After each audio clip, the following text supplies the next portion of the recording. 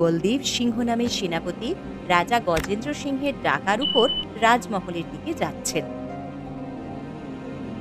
মহারাজের জয় হোক। কি হয়েছে মহারাজ? আজ আপনি এই সেনাপতিকে কিভাবে মনে করলেন? কোথাও রাজ্যের উপর কোনো আক্রমণ হয়েছে নাকি অন্য কোনো রাজ্যের উপর আক্রমণ করতে হবে মহারাজ?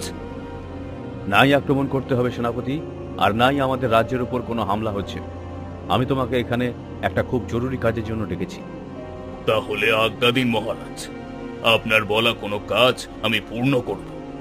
শোনো, তোমাকে তোমার কিছু সেরা সৈনিক নিয়ে একটি দল তৈরি করতে হবে এবং তারপর কাউকে খুঁজে বের করতে হবে। খুঁজতে? কিন্তু কাকে খুঁজতে মহারাজ? কোনো বন্দী কি জেল থেকে পালিয়েছে? বন্দী নয় সেনাপতি, এক চড়ুই পাখি। হ্যালো বন্ধুরা, মজার মজার ভিডিও পেতে চ্যানেলটি সাবস্ক্রাইব করে বেল আইকনটি বাজিয়ে দাও। যা আমাদের মহল থেকে উড়ে কোথাও চলে গেছে। চড়ুই পাখি? মহারাজ, আপনি এটা কি বলছেন? একটি চড়ুই পাখির জন্য আমাকে সেনাদল জড়ো করতে বলছেন? এ আবার কেমন কথা? আর একবার যদি তুমি হাসো তবে তোমার মাথা আমি ধড় থেকে আলাদা করে দেব, বুঝলে কথা? ক্ষমা করুন মহারাজ, ক্ষমা করুন। আমার ভুল হয়ে গেছে। নিশ্চয়ই আপনার কথা ঠিক।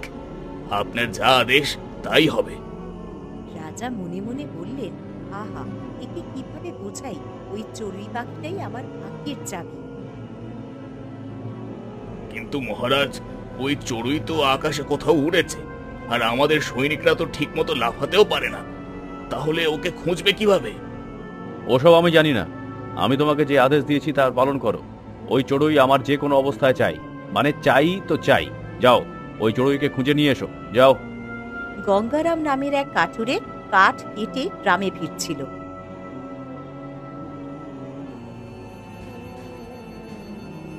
হায়, কি করি?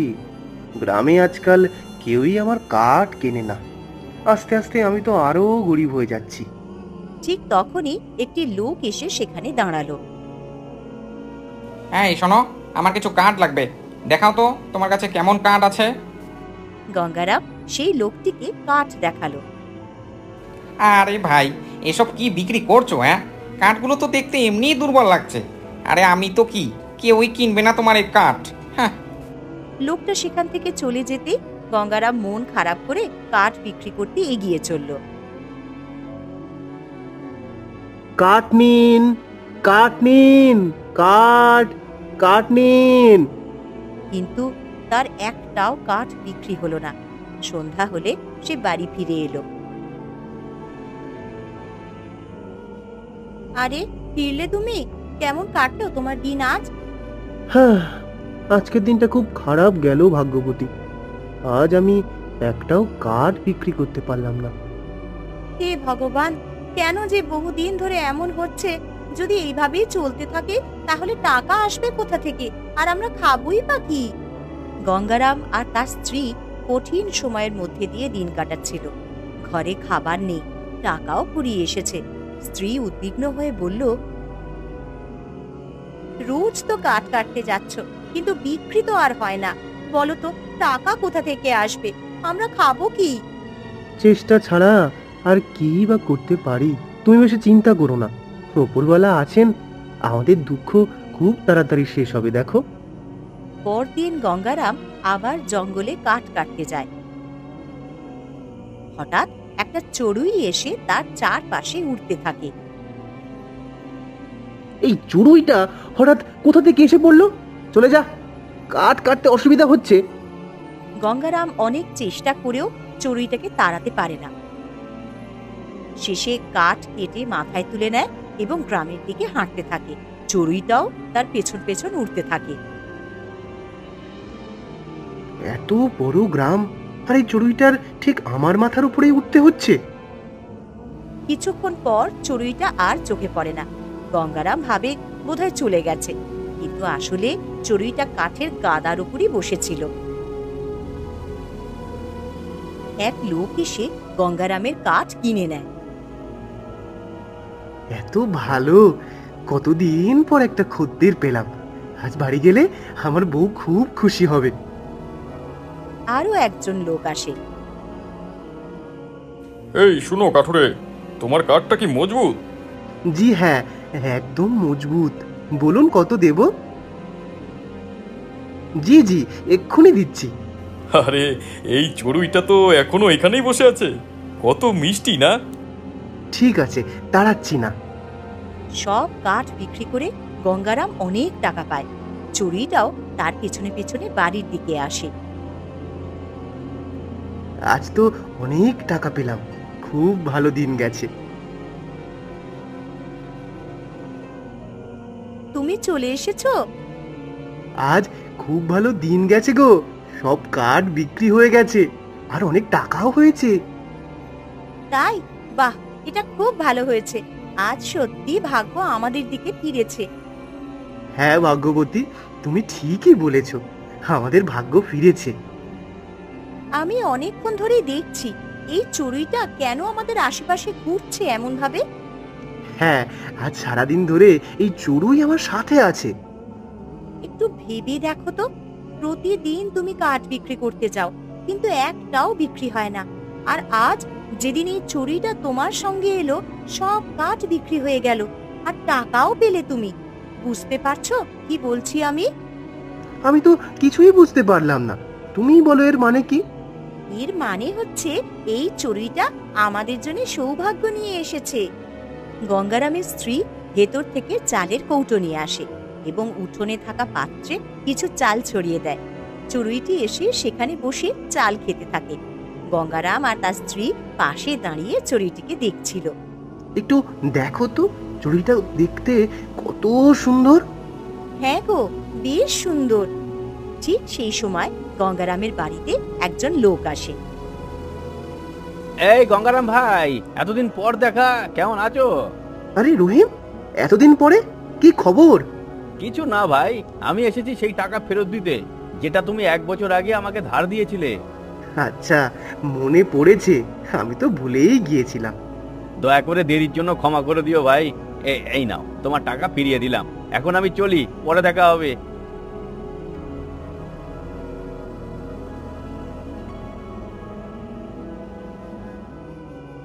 এতদিন পর টাকা ফিরলো, এখন আমারও বিশ্বাস হচ্ছে এই চড়ুইটা সত্যিই সৌভাগ্যের চাবিকাঠি। দেখেছো, আমি তো আগেই বলেছিলাম এই চড়ুইটা আমাদের জন্য ভাগ্যশালী। গঙ্গারাম আর তার স্ত্রী এখন সেই চড়ুইকে নিজের বাড়িতেই রাখতে শুরু করলো। তারা তাকে যত্ন করে খাওয়ায়, আদর করে। কিন্তু ঠিক তখনই রাজ্যের সেনাপতি বলদেব সিংহ 8-10 জন সৈনিককে জড়ো করে বললেন, সাবধান, এই যে চড়ুইয়ের ছবি, সবাই ভালো করে দেখো। এরপর তোমাদের প্রত্যেককে আলাদা আলাদা গ্রামে পাঠানো হবে। এমন চড়ুই যেখানে দেখবে, ধরে এই খাঁচায় ভরে নিয়ে আসবে। ভালো করে দেখে নাও ছবিটা, ঠিক আছে? আর এই নাও খাঁচা। বলদেব সিংহ প্রত্যেক সৈনিককে একটি করে খাঁচা দিয়ে দিলেন। তারপরে তারা ছড়িয়ে পড়ে চারিদিকে চড়ুই খুঁজতে। এক সৈনিক খুঁজতে খুঁজতে গঙ্গারামের বাড়ির পাশে পৌঁছায়। দূর থেকে দেখে গঙ্গারামের স্ত্রী উঠোনে বসে চড়ুইটিকে দানা খাওয়াচ্ছে। আরে এ তো সেই চড়ুই, একেবারে ছবির মতোই। শুনুন, আমি মহারাজা সেনাপতির আদেশে এসেছি, এই চড়ুইটি আমাকে নিয়ে যেতে হবে। কি বলছেন কি আপনি? আপনি এই চড়ুইটাকে নিয়ে যেতে চান?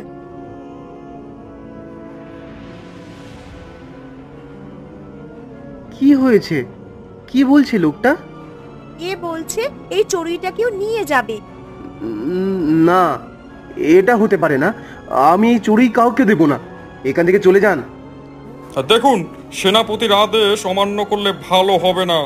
চুপচাপ চড়ুইটা আমাকে দিয়ে দিন। যা করার করুন, আমি এই চড়ুই কাউকেই দেব না। গঙ্গারাম হাতে লাঠি তুলে নেয় আর সৈনিকের সামনে দৃঢ়ভাবে দাঁড়িয়ে পড়ে। এ তো একেবারে নিচে জেদে অটল। সেনাপতির আদেশ ছাড়া আমি এর উপর আক্রমণ করতে পারি না, তবে এ অবশ্যই আমার উপর আক্রমণ করবে। এখান থেকে চলে যাওয়াটাই সঠিক হবে। ঠিক আছে, আমি এখান থেকে চলে যাই। বলদেব সিংহ একটি গাছের নিচে নিজের সাথেই কথা বলছিল। হে ভগবান, কি করুণ ভাগ্য পেয়েছি। সেনাপতি হয়ে যুদ্ধ লড়ার বদলে পাখি খুঁজতে বেরোচ্ছি। আর এই পাখিটা কোথায় উধাও হয়ে গেল জানি না। এত সৈনিক লাগিয়ে সব জায়গা খুঁজেছি, তবুও এই পাখির সন্ধান মিলছে না যে।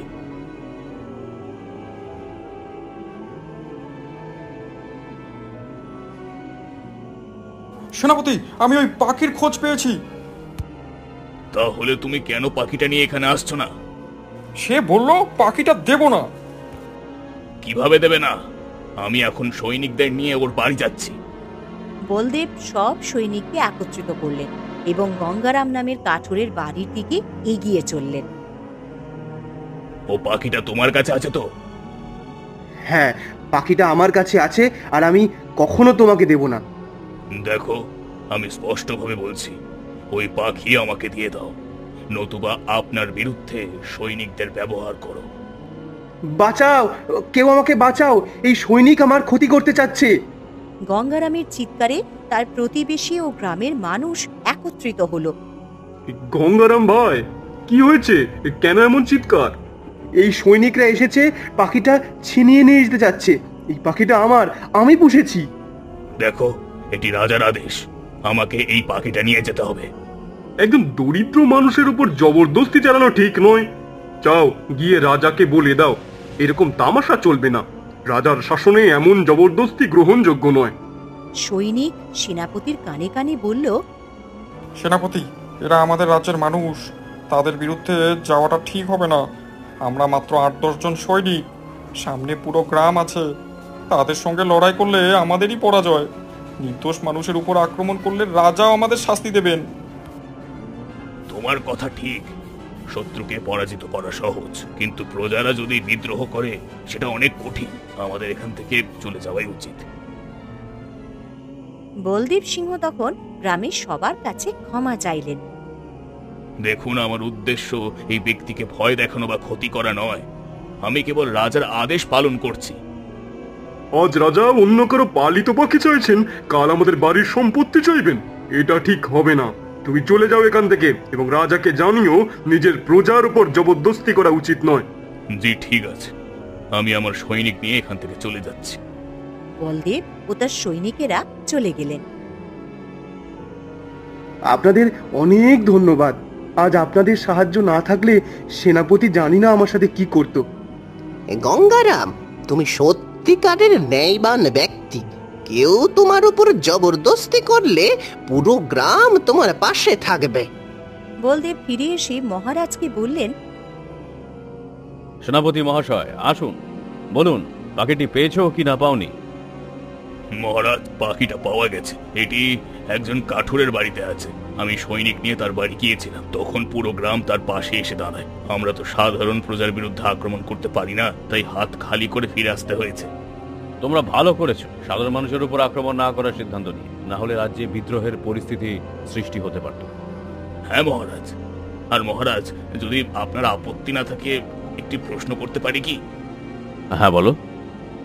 আপনি আমাকে বলতে পারেন কি যে পাখিটা আপনার জন্য এত বিশেষ কেন? আমি ঠিক জানি না তোমাকে বলা উচিত কিনা, তবে বলি, বহু বছর ধরে তুমি আমার সেনাপতি, তোমার উপর বিশ্বাস করাই উচিত। শোনো, প্রায় 1 বছর আগে আমি যখন বন ভ্রমণে গিয়েছিলাম, এক পুকুরে জল খেতে থেমেছিলাম। আমি দেখলাম এক সাধু মহাজন ধ্যানরত। তখন বাতাস কতটা শীতল বইছিল, কতটা শান্তিপূর্ণ পরিবেশ ছিল। এখানে কত শান্তি। সাধু মহারাজ একদম সঠিক জায়গায় এসেছেন ধ্যান করার জন্য।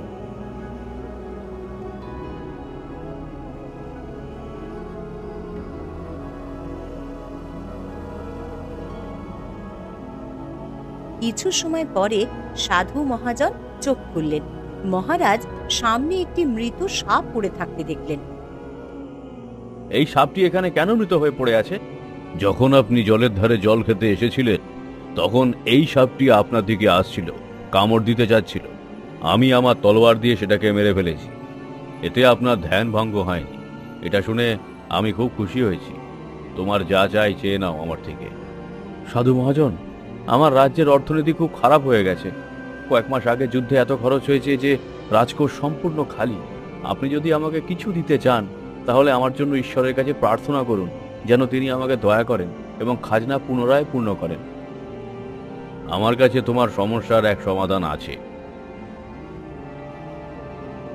এই পাখিটা যে তুমি এখন দেখছো, এটা কোনো সাধারণ পাখি নয়। যে যার কাছে এই পাখিটি যায় তার বাড়ি সম্পদে ভরে যায়।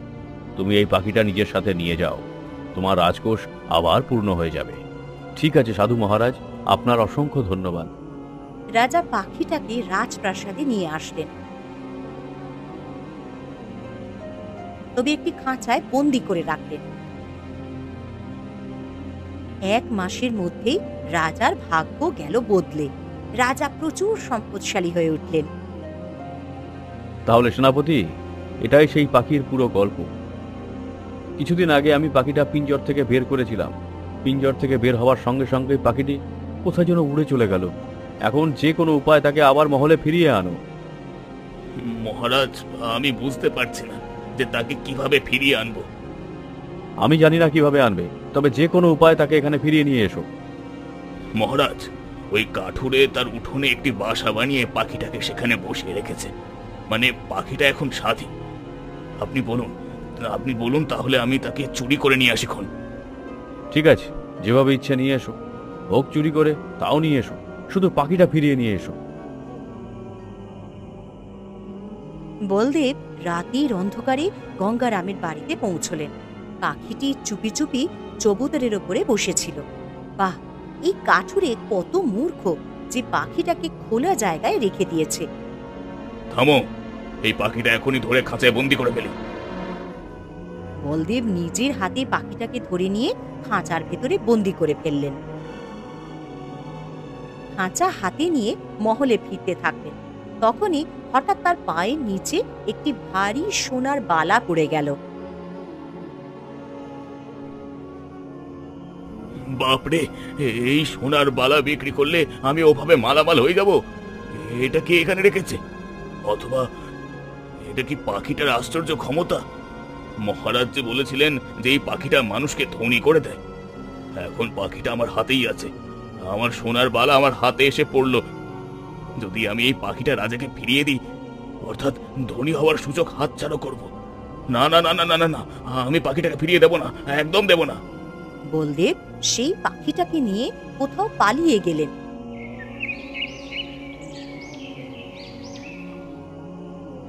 রাজা সৈনিকদের ডেকে বললেন, তোমাদের মধ্যে কেউ কি সেনাপতি বলদেবকে দেখেছে? না মহারাজ, সেনাপতি বলদেব তো কাল রাত থেকে অদৃশ্য। রাজা অনেকক্ষণ বলদেবের ফেরার জন্য অপেক্ষা করলেন। অবশেষে বলদেব কোথায় গেল? বলদেব কি আমার সঙ্গে বিশ্বাসঘাতকতা করলো? পাখিটা নিয়ে পালিয়ে গেল নাকি? বলদেবকে খুঁজতে খুঁজতে রাজা গঙ্গারামের বাড়িতে এসে পৌঁছালেন। রাজা দেখলেন গঙ্গারাম কাঁদছে। আমি ভুল করলাম। আমি পাখিটা বাসায় রাখার বদলে খোলা জায়গায় রেখে দিয়েছি। আমি তো তাকে ঘরের ভিতরে রাখলেই ঠিক হতো। হায় হায় হায়, আমার অবহেলার কারণে আজ পাখিটা উড়ে পালিয়ে গেল। রাজা বাড়ির সামনে দাঁড়িয়ে সব কিছু শুনছিলেন। পাখিটি তার কাছে নেই, মানে বলদেব চুরি করে নিয়ে গেছে। কিন্তু বলদেব তো রাজার কাছে যায়নি, মানে পাখিটা নিয়ে সে কোথাও পালিয়ে গেছে। ঠিক তখনই সাধু মুনিবর পাশ দিয়ে যাচ্ছিলেন। গঙ্গারামের কাঁদার শব্দ শুনে সাধু তার কাছে গেলেন। রাজা বাড়ির বাইরে দাঁড়িয়ে সব দেখছিলেন। কি হয়েছে? তুমি কেন কাঁদছো গঙ্গারাম? গঙ্গারাম সাধুকে সব কথা জানালো। ঠিক সেই সময় রাজা গঙ্গারামের বাড়িতে আসলেন। আরে রাজা, তুমি এখানে কিভাবে? তুমি তো সেই ব্যক্তি যিনি আমার পাখিটাকে আমার কাছ থেকে দূরে নিয়ে গিয়েছিল। দেখো, আমি বলেছিলাম সেনাপতিকে চুরি করতে, কিন্তু সে পাখিটা চুরি করে পালিয়ে গেল। সাধুর চোখ দূরে গিয়ে পাখিটাকে দেখতে পায় এবং তিনি বলেন, দেখো, তোমার পাখিটা নিজে নিজেই তোমার কাছে ফিরে এসেছে। সাধু, গঙ্গারাম আর রাজা তিনজনেই পাখিটাকে তাদের দিকে আসতে দেখলেন।